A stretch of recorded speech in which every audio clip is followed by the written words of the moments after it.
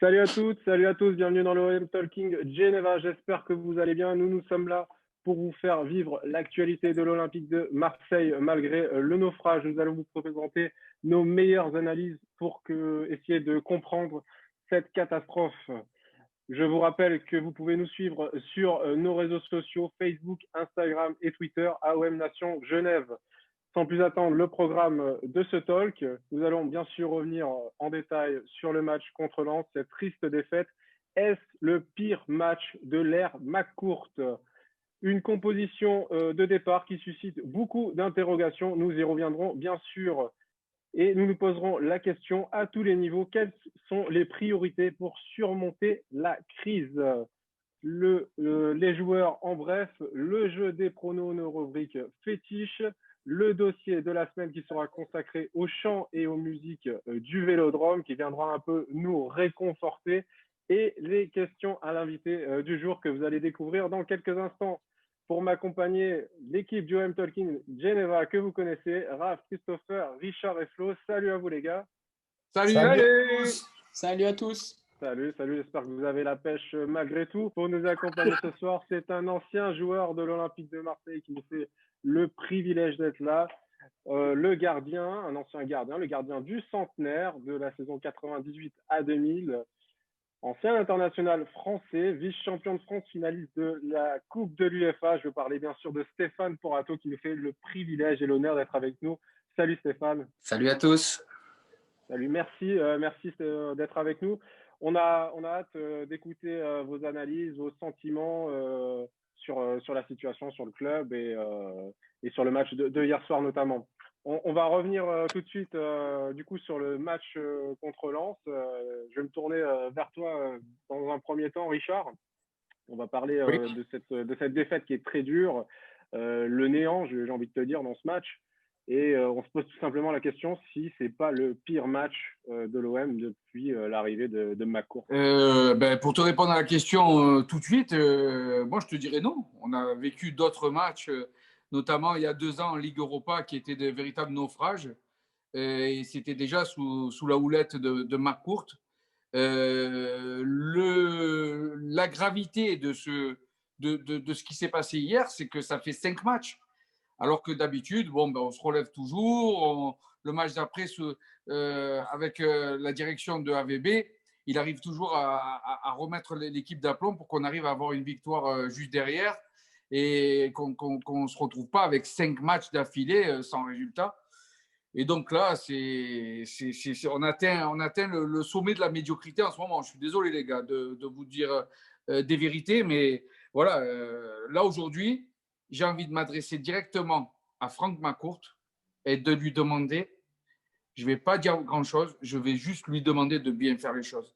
Parce qu'à un moment donné, le business, c'est bien, mais là, on est dans le sport et c'est toute une ville qui est en train de souffrir. Donc, je lui demande de rectifier le tir. On a senti que tu étais assez remonté. Je vais aller directement voir et même Stéphane. Triste. Et même triste. Et bien triste également. Stéphane, hormis la défaite sur le papier, le contenu du match, il est néant, il est largement insuffisant et c'est même alarmant. Comme l'a dit tout à l'heure ton collègue, c'est vrai que c'est pas nouveau. C'est vrai que ça fait quelques matchs que Marseille a un petit peu de mal, notamment à domicile. Et c'est vrai, ça m'attriste d'autant plus que à un moment donné de ce début de saison, on pensait qu'ils avaient trouvé un certain équilibre et qu'ils allaient réussir à faire une belle saison. Et pour une raison encore inconnue, on a l'impression que tout s'effondre un petit peu. Comment tu expliques ça? Parce que on aurait dû avoir une réaction de la part des joueurs après la défaite contre Nîmes, qui est aussi très dure. On attendait une équipe qui allait être vraiment surmotivée en rentrant sur le terrain, et on a eu l'impression de retrouver de rien à voir, d'avoir des joueurs absents. Tu sais, pour avoir une réaction, il y a quand même des éléments essentiels qu'il faut avoir dans ton groupe et dans ton équipe. Déjà d'une, il faut avoir un potentiel de joueur qui te permet d'avoir cette réaction. Donc la question aujourd'hui, c'est est-ce que l'Olympique de Marseille a ce potentiel joueur pour avoir le genre de réaction que l'on attend. Et ensuite, il y a un élément que je pense que vous, en tant que supporter, les gens qui aiment l'OM se rendent compte, c'est que à Marseille, souvent, le public a aidé dans ces moments-là. Et le problème, c'est qu'aujourd'hui, ils ont plus ce soutien. C'est-à-dire que tous les matchs à domicile où, quand tu es un petit peu moins bien, ça arrive à tout le monde, ça arrive à toutes les équipes d'avoir des moments de moins bien. Mais quand tu sais que tu as un grand public derrière toi pour pouvoir te soutenir, ça t'aide. Et sauf qu'on est dans une période hyper compliquée à ce niveau-là, où des clubs comme Marseille, il n'y a pas que Marseille, hein, tous les clubs avec un fort potentiel public doivent avoir ce problème-là aujourd'hui. Ben, tu n'es pas soutenu. Et donc, du coup, tu ne t'en remets qu'à ton potentiel joueur. Et là, moi, j'en parlais déjà dans d'autres médias en début de saison. C'est malheureux à dire, mais à part quelques individualités trop rares dans ce groupe, tu n'as pas une équipe montée pour jouer le haut de tableau de la Ligue 1 en France. Je voulais revenir sur vos propos, Stéphane, quand vous parlez de potentiel joueur. Est-ce que enfin, qui est-ce que vous voyez dans cette équipe qui a ce fameux potentiel joueur et qui, au contraire, devrait améliorer ce potentiel? Le tour, il est vite fait et tout le monde les connaît. Pour moi, ceux qui ont le potentiel de pouvoir relever la tête et tirer l'OM vers le haut, on les connaît. Déjà, il y a son capitaine, c'est Steve, d'accord. Ça fait près de 10 ans qu'il est au club et je pense qu'il l'a prouvé maintes et maintes fois qu'il avait non seulement les qualités, mais le caractère pour aller au-dessus. Tu as des garçons comme Thauvin, d'accord, comme Payet, même si Payet aujourd'hui, il est dans une situation où on en attend beaucoup plus de lui, mais il a le talent et le caractère, d'accord, pour le faire. Tu as des garçons comme Benedetto qui, pour moi, doivent s'imposer comme des leaders et tirer le groupe vers le haut, d'accord. Après, sincèrement, bon, il y a le jeune Rongier, d'accord, qui est arrivé il y a peu de temps à Marseille. Peut-être qu'il lui faut un petit peu plus de temps pour avoir la main mise sur ce groupe et vu le poste qu'il a, pour être un joueur hyper important. Mais après t'as pas grand monde. Ce sont de très bons joueurs de football.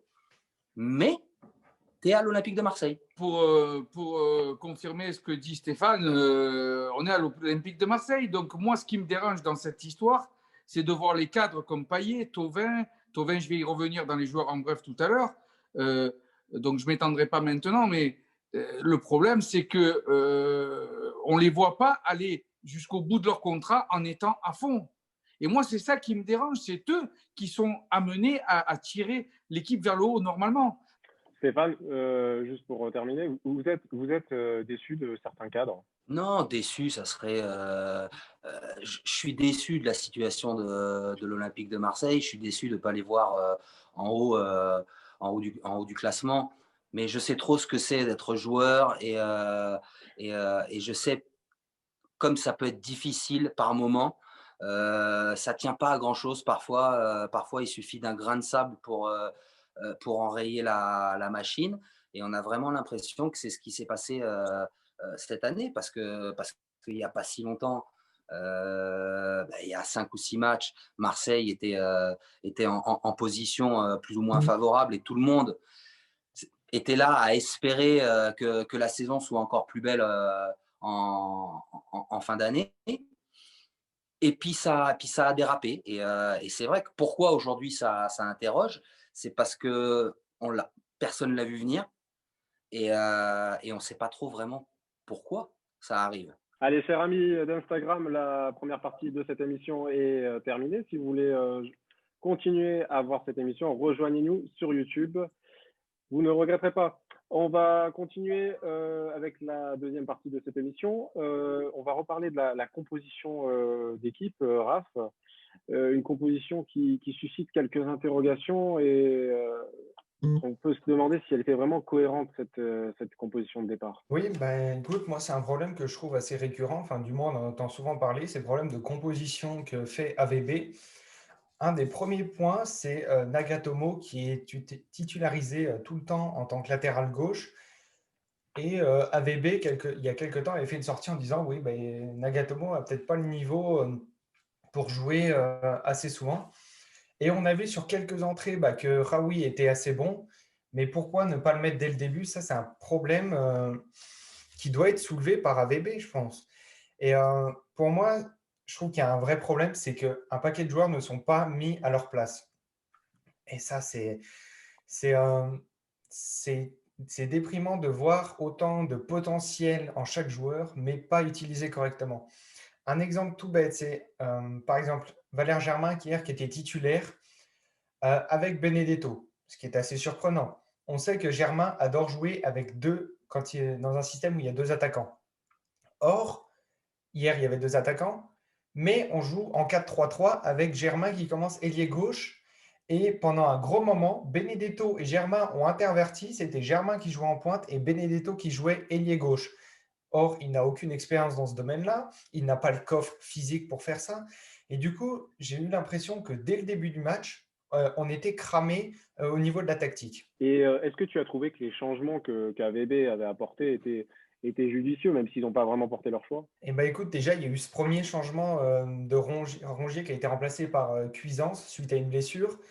Et voilà, ça montre bien des problèmes de l'OM, c'est qu'on a commencé la saison avec énormément de milieux de terrain et finalement, on n'en a déjà plus beaucoup.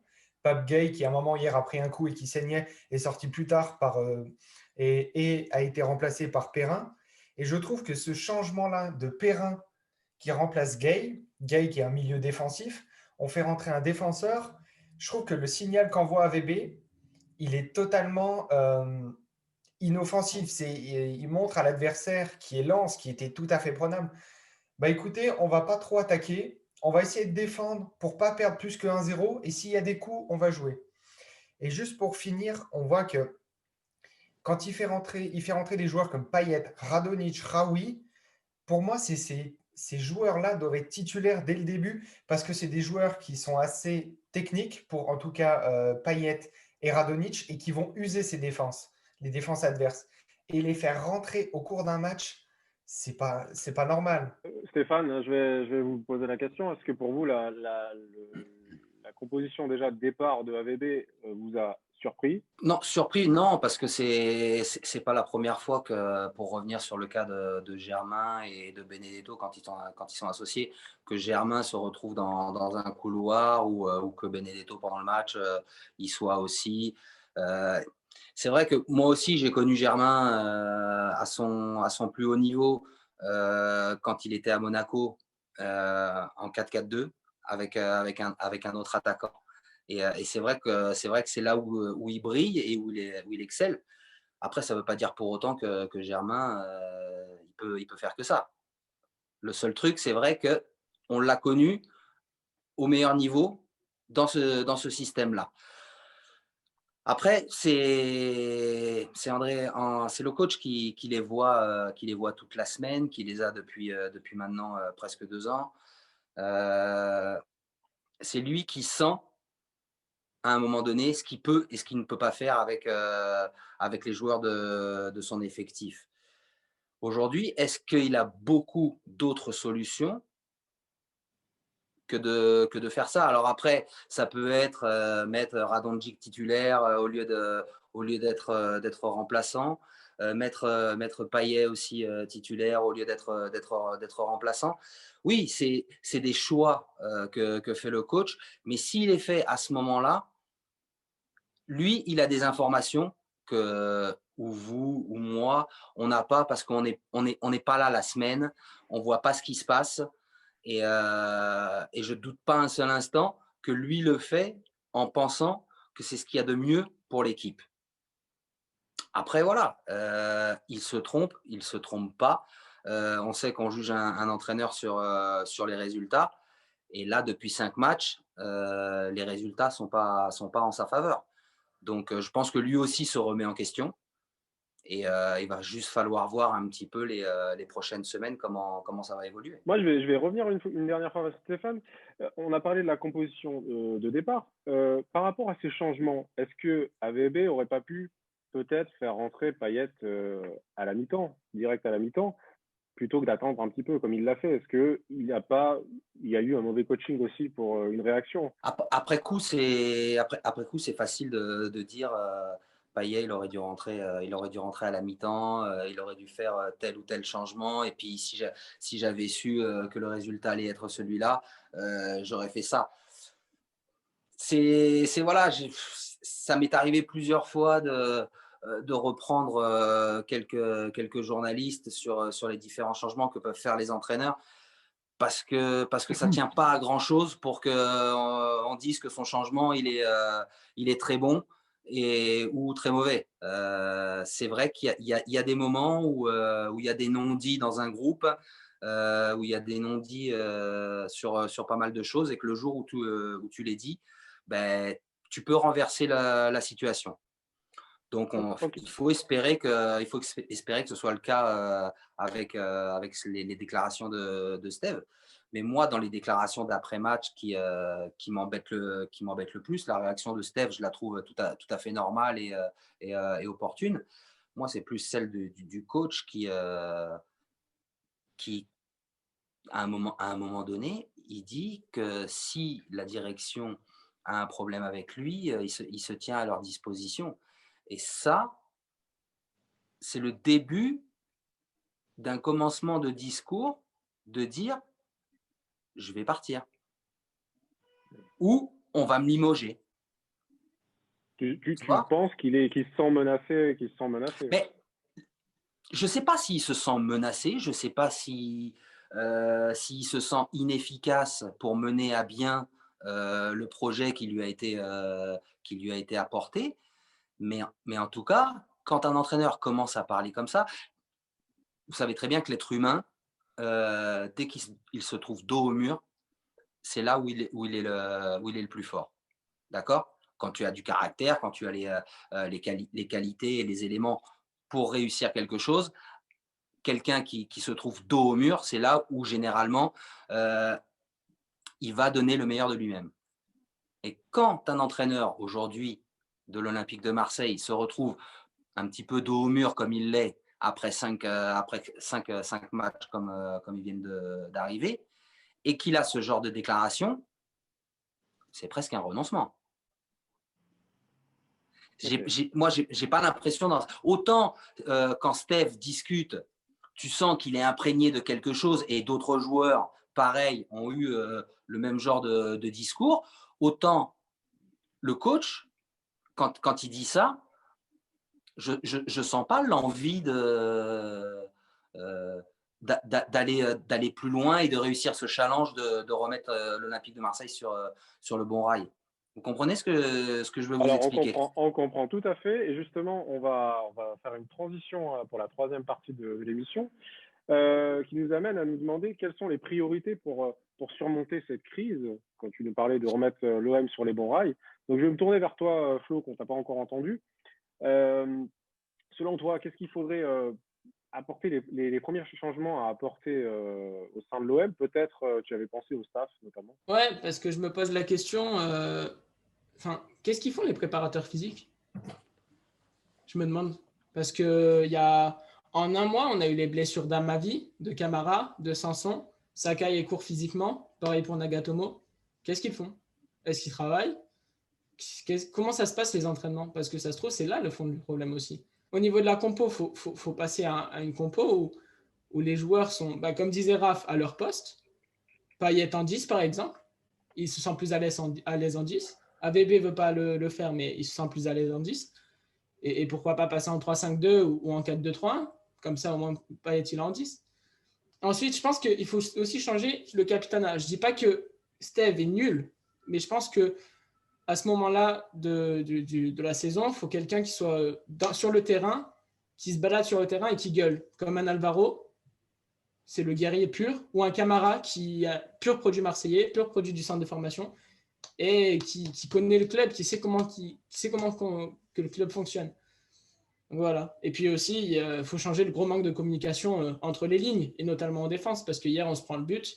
C'est à cause du manque de communication entre Nagatomo et Chaeta Tsar. C'est tout. Alors, il y a d'autres choses à changer que tu voudrais nous dire aussi, Christopher. On a vu qu'AVB avait fait tourner un peu ses titulaires, que Payet n'était plus un titulaire indiscutable. Est-ce que ça pourrait arriver à d'autres titulaires assez réguliers de se retrouver sur le banc et de perdre ce statut de titulaire indiscutable? C'est cela, c'est la notion de statut. On a vu en fait AVB, quand il est arrivé, il a tout de suite voulu vraiment mettre des statuts à chaque joueur, qui est le numéro 1, qui est le numéro 2. D'ailleurs, souvent, en fait, il met les statuts en fonction de son système. C'est qu'on sait qu'il a son 4-3-3, il sait qu'à droite, il y a tel en numéro 1, un autre tel en numéro 2. Et le problème, c'est qu'on se retrouve dans une situation où quand on a un Payet, par exemple, qui est beaucoup moins bien, bon voilà, il le met sur le banc, mais pour moi, ça ne suffit pas. Pour moi, il faudrait vraiment enlever ce système-là, qui visiblement est arrivé à ses limites. Et justement, parce que pour moi, la question se pose aujourd'hui beaucoup aussi avec Thauvin et Benedetto. Pour moi, il y a des remplaçants qui tapent à la porte, hein. J'ai envie de dire place aux jeunes. Comme a souligné tout à l'heure Richard, moi j'ai trouvé vraiment que Radonjic a fait une entrée correcte. Pour moi, c'est le seul offensif qui a fait un match acceptable dans les joueurs offensifs, hein, je parle. Il y a aussi Ake, Luis Enrique, qui pourrait aussi prendre aussi le relais et avoir leur chance. Et enfin, on essaye quand même d'avoir ce centre de formation qui parfois fait des bouts de match.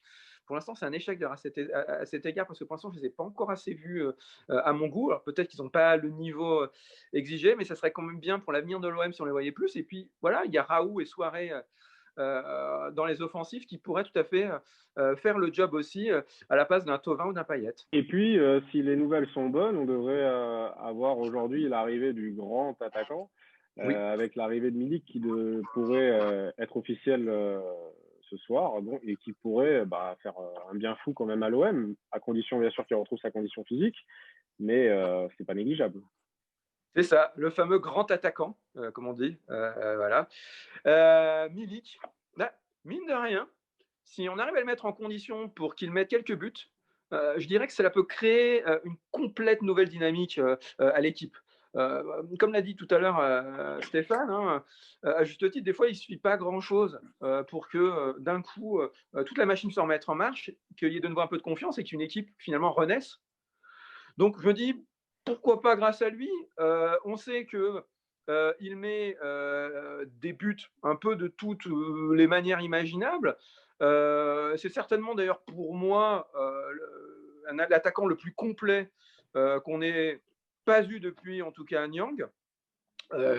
Il est fort du pied, que ce soit de près ou de loin, il est fort de la tête, il est fort sur les coups francs, il est bon au penalty, ce qui pourrait être aussi utile vu les derniers qu'on a tirés. Et voilà, moi je suis vraiment enthousiaste à sa venue et je dirais il va faire du bien, et peut-être même beaucoup de bien. Alors Stéphane, je vais revenir avec vous sur une déclaration qu'avait fait AVB qui disait que l'OM, il connaissait probablement sa première crise à l'OM. Vous, malheureusement, vous avez connu aussi une crise sportive à l'OM lors de votre deuxième saison. Je vais juste vous demander, à l'époque, c'était quoi pour vous les priorités pour essayer de surmonter cette crise et comment vous le verrez aujourd'hui pour les joueurs actuels, quelles seraient les priorités pour eux pour essayer de surmonter cette crise également? Tu sais, les priorités dans ces moments-là, elles sont simples. Tu te retrousses les manches et tu essayes d'en faire encore plus, de garder ton professionnalisme parce que c'est pas quand une équipe va mal que les joueurs sont moins professionnels et que quand elle va bien, ils le sont plus. Non, ils sont professionnels tout au long de l'année. Simplement, voilà, on est tous des êtres humains et eux les premiers. Et il y a des moments dans une saison où parfois, voilà, l'assemblage de certains joueurs fait que ça marche ou ça ne marche pas. Donc, il n'y a pas grand-chose à faire, tu sais. Et, après ma période de Marseille, j'ai croisé une personne assez sage qui m'a dit, voilà, dans une tempête, il y a deux solutions.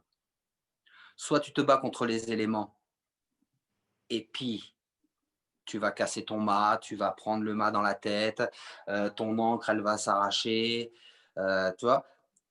Ou alors, tu jettes l'ancre, tu attends que la tempête passe, et après, tu repars. Et là, en fait, il faut simplement qu'ils arrivent à cerner leurs problèmes.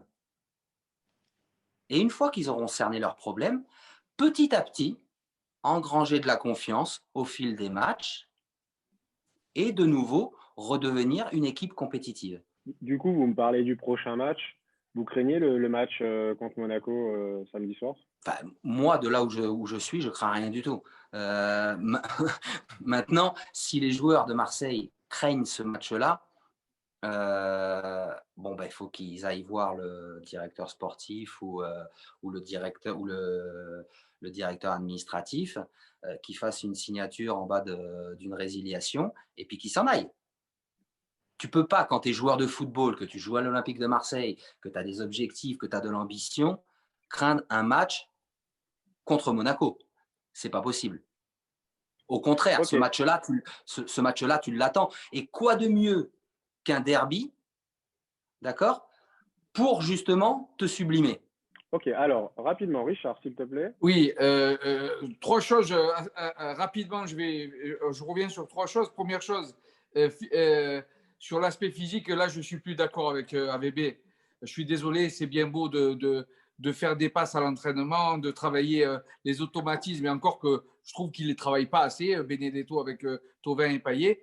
Mais il faut les faire travailler physiquement, là, ça suffit, parce qu'on voit qu'il n'y a pas de conditions. Sur l'histoire de Milic qui arrive, ça va de soi que c'est une bombe, le gars.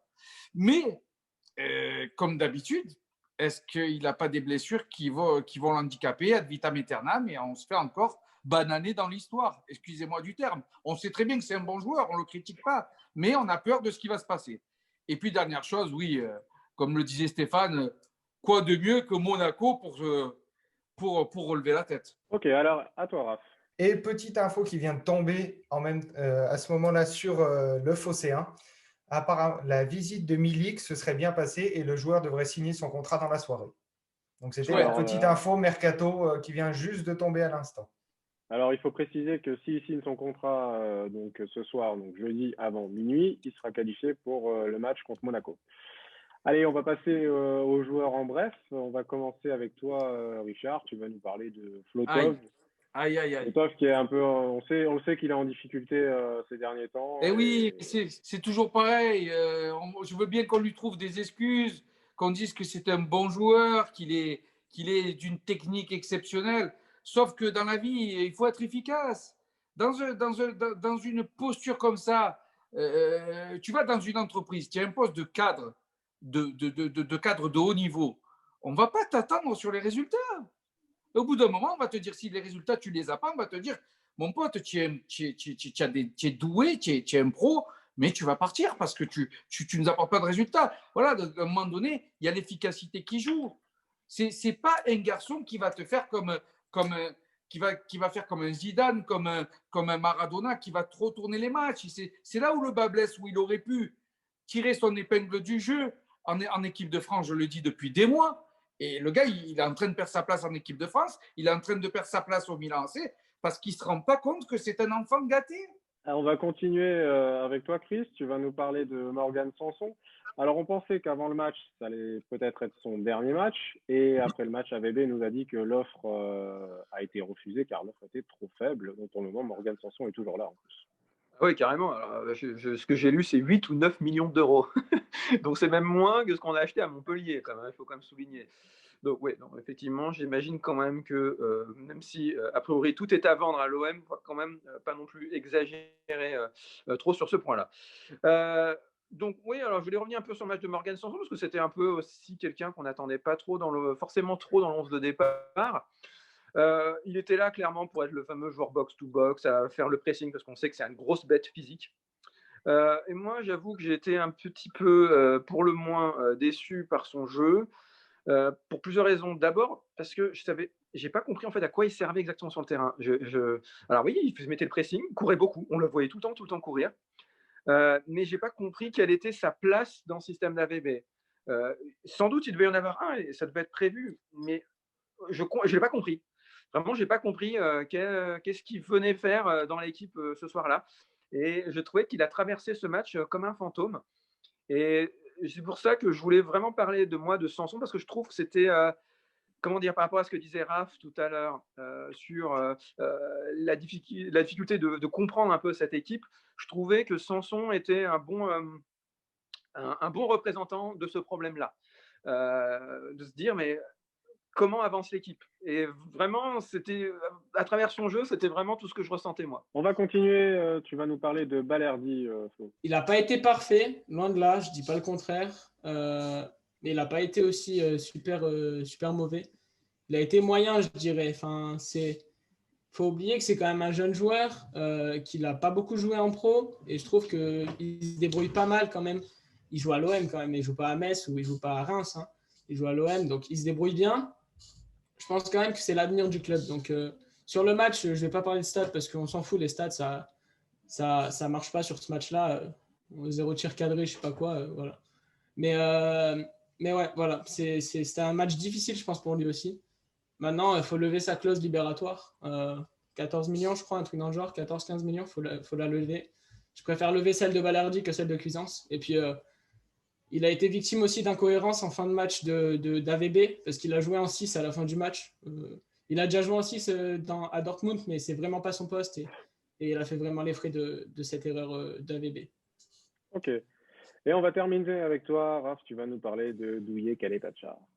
Alors oui, moi je trouve, c'est un peu réducteur de dire ça, mais c'est un peu celui qui est sorti du lot hier soir. Les stats le montrent. Il est presque à 90% de passes réussies, 5 duels aériens, il en remporte 3, un tir bloqué, une interception. Ce tir bloqué, on s'en souvient, il y a ce joueur lensois qui envoie une mine et puis Douillet fait un peu sacrifice de lui. Bon, c'est quand même un rock physique, hein, donc il peut faire rempart. Et je trouve qu'il il a un peu rassuré en défense. Et je me dis, c'est un peu le paradoxe de ce match. Et je me dis, s'il n'y a pas Douillet, en fait, on perd, c'est sûr, mais on perd en prenant 2 ou 3 de plus. Et on pourrait dire la même chose de Mandanda. Le seul point qui serait à améliorer chez Douillet, ça c'est mon ressenti, c'est qu'il n'a pas encore cette âme de patron.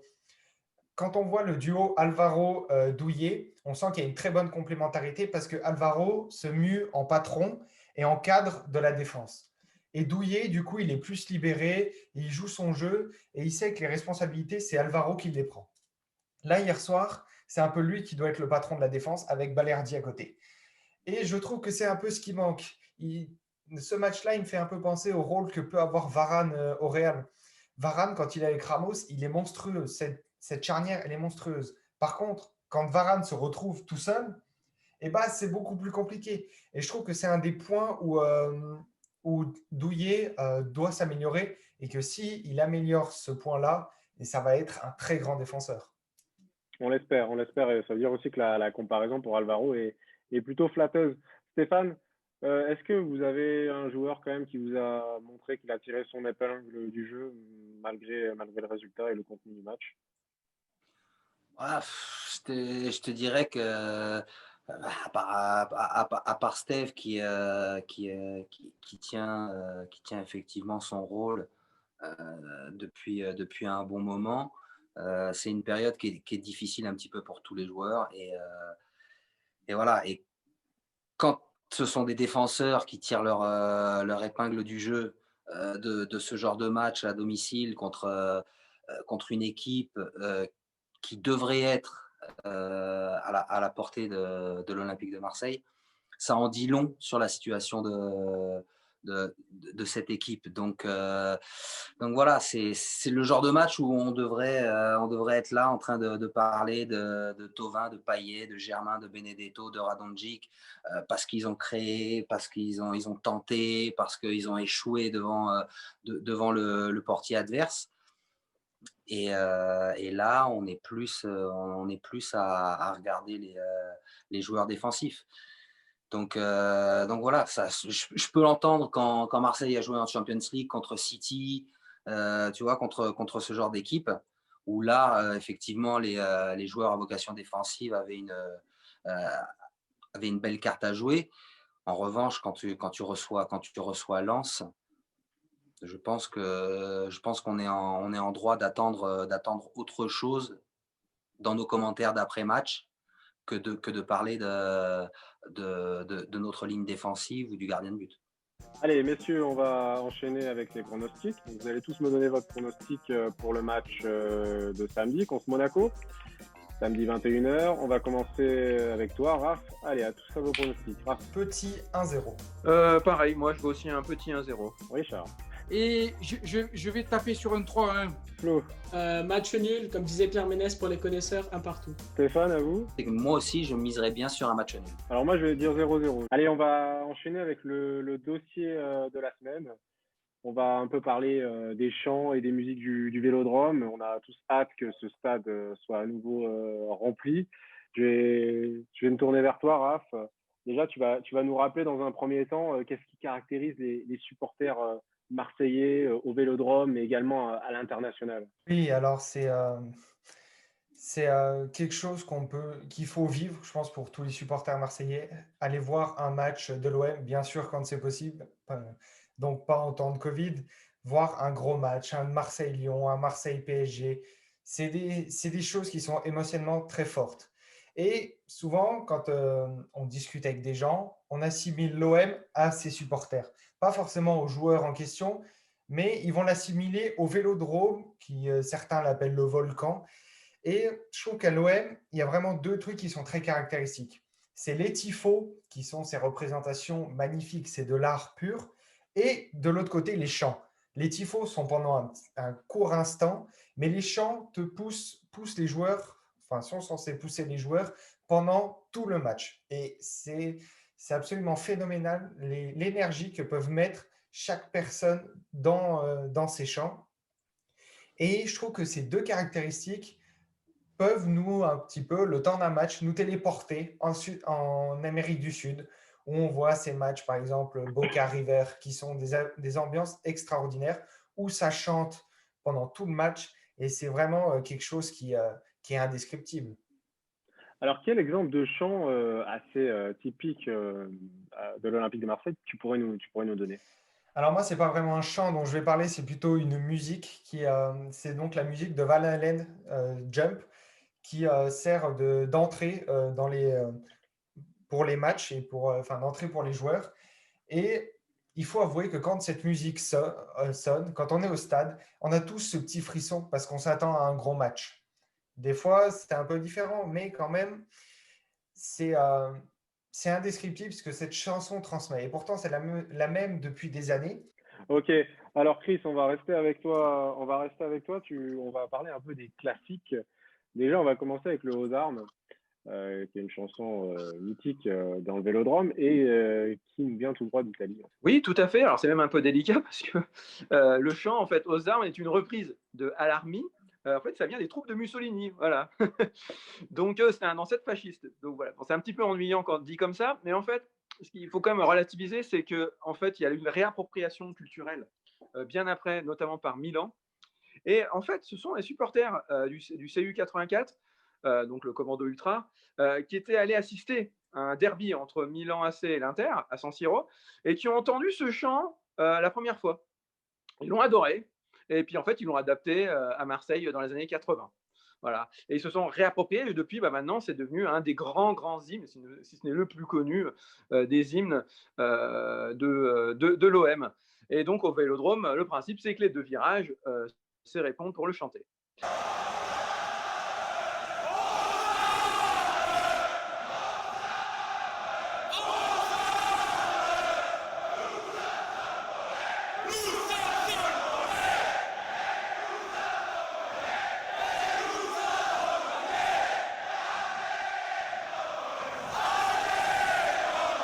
Alors, à votre avis, parce que là, qui c'est qu'on a entendu là, selon vous? C'est pas le Supporters de Vélodrome. Milan. Comment? Les supporters marseillais? Non, ça, Non. c'est les Milanais, ça. Non, c'est pas Marseille. Moi, je ne vais pas le dire, j'ai la réponse, donc je ne vais pas le dire. C'est les Milanais, c'est les Milanais. Non. En fait, c'est. Alors, justement, vous avez bien vu, Stéphane, c'est bien, il a l'oreille, je pense, après l'avoir entendu, je pense, des dizaines de fois. enfin des centaines peut-être même. Eh bien, en fait, les Ultra 84, là, les Sud 84, excusez-moi, sont devenus super potes avec le groupe allemand du Sankt, les groupes allemands de supporters du Sankt Pauli, donc voilà, le club allemand. Et ils ont tissé vraiment des liens forts. Et alors, ce qui est plus fort, c'est que je peux s'entendre, ils chantent en français. Ils disent aux armes en français, ils disent allez en français. Donc voilà, ils chantent intégralement français, mais voilà, c'est clair que c'est tout à l'heure quand je parlais de réappropriation culturelle, c'est là. C'est vraiment un autre stade qui chante en français, mais en supportant leur équipe avec l'équipe de St. Pauli. Et du coup, Chris, on a aussi un deuxième chant qui est un peu moins à la mode aujourd'hui, qu'on entend un petit peu moins, mais qui reste quand même assez populaire. C'est Ce soir, on vous met le feu. Oui, c'est vrai que c'est dommage, on l'entend plus trop celui-là. Moi, je l'aime bien justement. Et alors, j'adore cette histoire. Cette histoire, elle est absolument géniale.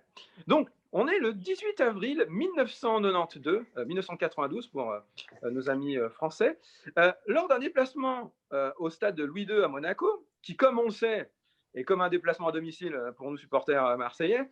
Les supporters avaient vu en fait la veille un concert d'Annie Cordy qui chantait Frida Papa, qui est en fait une adaptation bavaroise d'une polka tchèque du début du XXe siècle, qui s'appelle Skoda Lasky.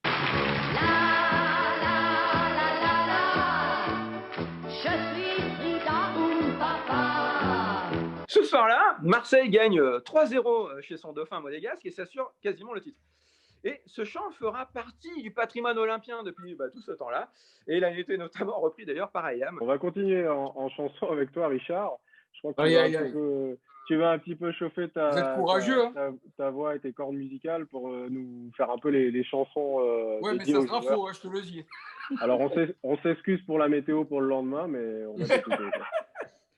Non, ce qu'il faut retenir d'abord, avant tout, dans ce dont on parle là, sur les joueurs qui sont liés à des chants, ce qui m'a frappé, c'est l'aspect psychologique, c'est-à-dire que c'est systématiquement des joueurs qui créent quelque chose, des joueurs comme Bakayoko, comme Moser, comme Drogba ou encore Gustavo, ils créent quelque chose dans les travées et puis c'est tellement psychologique pour les supporters qu'il y a des chants qui arrivent. Alors voilà, parfois c'est rigolo parce que Bakayoko, je me rappelle de lui, il faisait des cabrioles sur le terrain comme ça, on dirait qu'il jouait en cabriole systématiquement. Et c'était vraiment rigolo. Et voilà, il y avait un chant, ça disait comme ça faisait Bakayoko, nous on t'aime, même si t'es pas beau, fais-nous un sido, la la la la la. Et il y a d'autres trucs aussi. Moser, c'est tu es le roi des Brésiliens, tu es un magicien. Moser. C'était de la folie dans le stade, c'était incroyable. Il y a eu des trucs aussi rigolos aussi comme Sid Chef avec la Kalinka. La la la la la la la la la la. Quand tu entends ça dans le stade, écoute-moi, c'est Marseille qui tremble. Voilà, Marseille est fait pour les guerriers sont faits pour Marseille. Et Flo, on sait que les différents groupes de supporters ont créé aussi des chants. Pour les autres chansons de supporters, je vais vous les lister parce que je ne les connais pas. Désolé, je ne suis jamais allé au stade Vélodrome, je ne suis jamais allé voir un match là-bas. J'espère bientôt. En tout cas, dans tous les stades, on a chanté. Donc ça, c'est quand ils chantent souvent à l'extérieur. Sinon, il y a tout le Vélodrome. Il y a aussi Chanter comme DP. Ça, c'est le MTP, Marseille trop puissant, qui chante à l'honneur de DP. Les Marseillais montent à Paris. Celle-là, elle est iconique quand même. Quand on monte à Paris, c'est assez drôle. Enfin, quand on peut, du moins. Il y a celle de la finale de Europa League. Jean-Michel Aulas, on va tout casser chez toi. Et donc, la version, on va la gagner chez toi.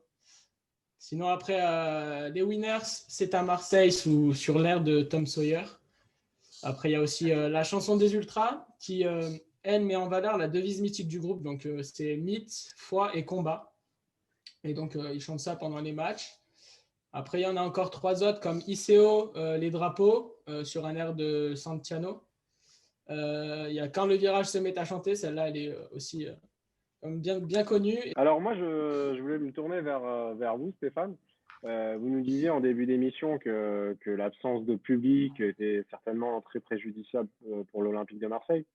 vous, quand vous avez des souvenirs en tant que joueur de cette ferveur des supporters, vous étiez en plus juste devant les virages, vous étiez dans les buts, vous entendiez les aux armes entre les deux virages.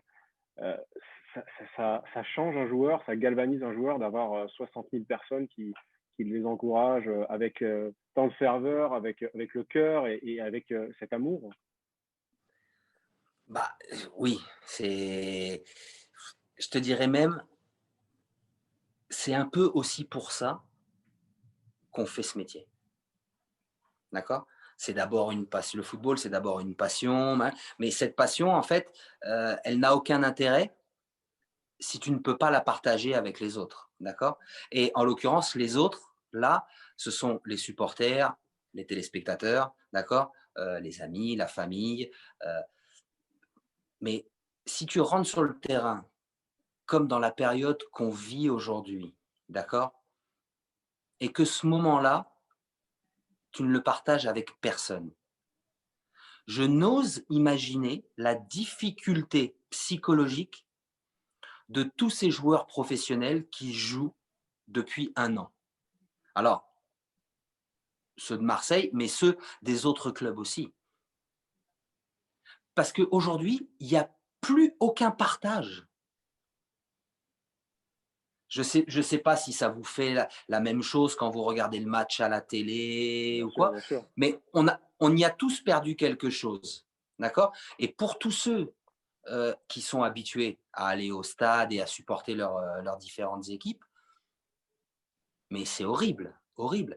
Et là, personne ne se met à la place des joueurs où aujourd'hui, prenez un attaquant ou un joueur quelconque qui marque un but, avec qui il le fait? Avec qui il célèbre? Avec personne, si ce n'est avec ses coéquipiers.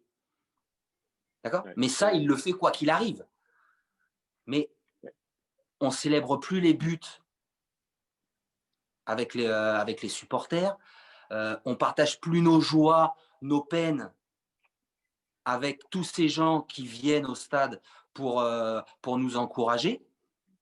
Et ça, il y a plein de choses qui se passent, d'accord, et qui sont négatives parce qu'il n'y a plus personne dans les stades. C'est incroyable. Et pourquoi j'en ai parlé tout à l'heure au début, quand vous êtes un club avec un si fort potentiel public, où le public il a une part quand même importante dans le jeu, et pas dans le jeu, mais dans le fait de galvaniser ou non son équipe, c'est bien Marseille. Eh bien, c'est un handicap énorme pour l'Olympique de Marseille. Allez, on passe à la dernière partie de cette émission. C'est les questions à notre invité du jour. À toi, les questions pour toi, Stéphane. On va commencer dans un premier temps avec les questions de nos auditeurs. Et puis après, on aura les questions de toute l'équipe du OM Talking Geneva. Donc, on commence avec une question de Jean, notre auditeur numéro 1, il faut le dire, membre de l'OM Nation Genève. Bonjour le Talk, tout d'abord bonne année à vous, j'espère qu'elle sera meilleure que celle qui vient de s'écouler. Bonjour Stéphane, bienvenue dans le Talk de Genève. Alors j'aurais une petite question pour toi. Alors je pense qu'il n'y a pas besoin d'épiloguer trop longtemps sur l'état actuel des troupes à l'Olympique de Marseille. Toi qui as été ancien joueur, est-ce que tu penses que quand tout s'enchaîne aussi mal dans une saison, est-ce qu'il y a encore des moyens ou des leviers pour le coach de renverser la tendance, ou de ton expérience, c'est une année qui est morte, qui est finie et qu'il faut faire table rase et déjà penser à la saison suivante? Merci pour ta réponse et puis allez l'OM. Non, on est à mi-parcours, donc ça serait grave qu'on soit obligé de dire et de penser déjà à la saison prochaine. Non, bien sûr qu'il reste des possibilités encore, et comme l'a souligné tout à l'heure Raphaël, on peut très vite monter comme on peut descendre dans ce championnat. Donc, ça serait bien dommage que le coach ne puisse pas retourner la situation en sa faveur. Ok, merci. On a une question maintenant qui nous vient tout droit de Chicago, pour toi Stéphane, de Pilou, qui nous demande quel a été le meilleur attaquant contre lequel vous avez joué et à l'OM le meilleur joueur avec lequel vous avez évolué. Le meilleur attaquant contre qui j'ai joué, c'est compliqué. Hein. Si je dois en citer un, j'ai joué avec et j'ai joué contre, je dirais Sonny Anderson. Parce que je l'ai croisé plusieurs fois et voilà. Mais après j'en ai connu plein d'autres et à Marseille, pareil, c'est compliqué parce que j'ai eu la chance d'être à une époque où les talents se bousculaient quand même au sein de l'effectif et bon, c'est vrai qu'il y avait Lolo Blanc qui sortait un peu du lot, mais au même titre que Fabrizio Ravanelli, que Flo Maurice, que Robert Pires, et puis d'autres garçons qui médiatiquement étaient un petit peu moins à l'affiche, mais des garçons comme Domoro, Roy, Bravo, Brando, Blondo, voilà, des garçons de devoir, mais qui étaient des joueurs talentueux aussi. Donc c'est compliqué. Après, j'ai eu la chance de connaître Zizou en équipe de France. Et voilà, si on fait la part des choses, voilà, il y a lui, et puis après, il y a tout le reste. C'est sûr. Allez, on va passer aux questions de l'équipe du Talk. Allez, on va commencer avec toi, Raph. Alors moi j'ai une question pour vous. Est-ce qu'il y a un jeune gardien que vous aimeriez voir venir à l'OM pour prendre la relève de Steve? Alors écoute, je t'avoue que je suis pas très très très au fait des jeunes gardiens qui pourraient éventuellement arriver, tu vois, sur le marché et pouvoir venir remplacer Steve. Et puis d'un autre côté, je te dirais, pourquoi le remplacer maintenant alors que pour moi, il fait tout à fait l'affaire et que son expérience, sa, sa fraîcheur mentale et sa fraîcheur physique continue d'être à son apogée. Pourquoi on voudrait changer ça maintenant? Par contre, là où je te rejoins un petit peu, que l'OM se penche pour l'après-Mandanda, mais d'ici 1 an, 2 ans, 3 ans, je ne sais pas jusqu'à quand Steve veut rester à l'OM et et pourra continuer à jouer au plus haut niveau. Je pense que Ilan Meslier, qui est à Leeds, peut faire partie de ces gardiens-là, même si je ne le vois pas jouer souvent. Mais je pense qu'on a la chance d'avoir un championnat français et d'avoir une formation française qui forme de bons gardiens. Donc je ne doute pas qu'à un moment donné, l'OM trouvera une pépite qui pourra remplacer Steve. On va continuer avec la question de Christopher. Moi, c'est une question simple. C'est où est-ce que vous en êtes avec vos diplômes d'entraîneur? Alors, ça fait un petit moment que j'ai déjà tous mes diplômes concernant les gardiens de but. D'accord. Et là, je suis un peu comme beaucoup de Français et comme je dirais comme beaucoup de gens dans le monde en attente d'un nouveau projet. Il y a pas mal de choses qui auraient pu se faire, mais au vu de la situation, c'est devenu très très compliqué. Donc on attend de pouvoir trouver un challenge qui sera intéressant. Mais c'est vrai que cette situation sanitaire ne facilite en rien les nouveaux contrats. Alors sachez en tout cas qu'on avait reçu Fabrice Abriel il y a quelques semaines et en fait juste après nous avoir avoué qu'il était en pleine recherche justement parce qu'il venait de passer ses diplômes d'entraîneur, il a juste après le talk trouvé justement voilà, un travail dans ce qu'il recherchait. Donc peut-être que vous aussi, alors. Ah ben, tiens, croisons les doigts. C'est ça, voilà. Peut-être qu'on vous portera bonheur, Stéphane. Allez, Richard, on t'écoute. Allez, on va s'amuser un peu. Quelle composition d'équipe vous nous feriez pour le match contre Monaco? Moi, perso, je ferai simple parce que quand tu es en difficulté, je pense que le meilleur moyen de retrouver un petit peu de confiance, c'est de faire des choses simples. Et c'est vrai que moi, depuis qu'il a signé à Marseille, ça fait un petit moment, je l'ai rarement vu mis dans cette disposition-là.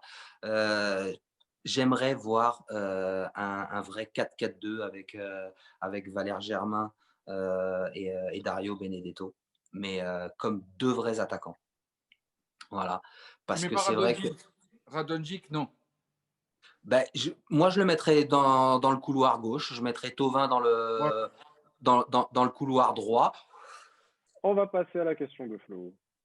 Alors, je ne sais pas si beaucoup de personnes le savent, mais il me semble que vous êtes ambassadeur de la marque Beekeeper Gloves, qui a été inventée par Corentin Escadre, c'est ça? Exact. Du coup, est-ce qu'il y a une réelle volonté de vouloir concurrencer Ulsport ou les autres sur le marché français des gants de gardien? Alors, déjà, quand tu arrives sur un marché tel que les gants de gardien de but, il faut être humble. D'accord, et pouvoir se comparer à ce qui est comparable. Aujourd'hui, on n'a aucune intention de se comparer à Ulsport, ni même à Rush, Adidas ou Nike, parce que déjà d'une, on n'a pas les mêmes moyens, on n'a pas les mêmes attentes. Et nous, on a créé, Coco, Kevin, on créé cette marque pour le monde amateur au départ. D'accord, pour les gardiens amateurs. Pour que les gardiens amateurs, dans la situation où on était, puissent avoir accès à une marque de gants qui leur propose le top de la qualité en termes de mousse, en termes de latex, en termes de couture, d'accord, à un prix défiant toute concurrence. Et aujourd'hui, la marque marche très bien pour ça. C'est parce qu'ils se rendent compte qu'ils n'auront pas menti là-dessus. Et que le gant, il est ce qu'il est. Il rivalisera ou pas avec d'autres. Mais en tout cas, c'est ce qui se fait de mieux en termes de qualité à ce prix-là. Du coup, tous les gardiens qui nous regardent, je vous invite à regarder sur le site et peut-être pourquoi pas acheter. Écoute, avec grand plaisir. Alors, moi, ma question, Stéphane, je vais vous la poser en deux temps. Donc, je vais d'abord vous évoquer une date. Vous allez me dire si cette date vous parle, oui ou non. Et puis après, je vous poserai la suite de ma question. Donc, si je vous dis le 22 septembre 1999, est-ce que ça vous parle? Ah non, c'est en 98 que j'ai commencé. Oui, vous êtes arrivé en 98. Vous êtes arrivé en 98, saison 98-99. Ah non, alors attends, non, je vois pas ce que c'est le 22 septembre. Alors, beaucoup de supporters marseillais s'en rappellent. Moi, le premier, je vais vous raconter un peu mon histoire personnelle, si vous me permettez. Ouais. Le 22 septembre 1999, j'avais 12 ans. J'étais un jeune supporter passionné, comme aujourd'hui, de l'Olympique de Marseille. Et je regardais sur TF1, à l'époque, un match de Ligue des Champions. L'OM allait jouer en Croatie face au Dynamo Zagreb. Ce soir-là, l'OM gagne 2-1, entre parenthèses, avec un but magnifique de Sébastien Pérez. Exact. Mais là où je veux en venir, c'est qu'à l'époque, ce soir-là, le soir du match, c'était un certain Thierry Roland qui commentait le match avec Jean-Michel Larquet. Et ils ont été élogieux du début à la fin à votre égard, Stéphane, parce que vous aviez fait un match incroyable. Et je me rappelle encore de leurs paroles qui disaient « On a rarement, si ce n'est jamais vu, un gardien français faire un match comme celui-là en Ligue des Champions. » Alors, j'ai encore le souvenir de ce match. Et moi, je veux tout simplement vous dire, est-ce que c'est pour vous, vous retenez ce match comme peut-être votre meilleur match sous le maillot olympien? Non, déjà, c'est gentil à eux d'avoir été aussi élogieux. Non, en plus de ça, je me souviens d'avoir fait d'avoir fait un bon match et d'avoir participé à cette belle victoire. Mais non, en fait, c'est pas celui qui serait resté comme l'un de mes meilleurs matchs. Peut-être parce que c'était un match de poule et que l'enjeu, même s'il était important parce que c'était la Champions League, l'était moins que dans un match à qualification directe. Mais à la limite, tu vois, j'aurais plus retenu le match de Bologne ou à La la dernière demi-finale, minute. ouais. Voilà. Ou à la... Après, voilà, il y a ce contexte-là aussi qui fait que quand le match est super important, que tu fais un arrêt à la dernière minute qui permet de te qualifier pour une finale, tu vois, ça reste gravé un petit peu plus profond que le reste. Mais après, oui, voilà, c'était un très très bon match aussi. Merci Stéphane, c'était un plaisir de vous avoir avec Merci à nous. vous. Merci de nous avoir apporté votre expérience, votre lumière et votre passé de joueur pour nous aider un peu à mieux comprendre cette mauvaise passe que traverse l'OM. Merci à toute l'équipe du Talk, merci à tous nos fidèles auditeurs de nous avoir suivis et on se dit à bientôt pour une nouvelle édition. Allez, salut, bye bye.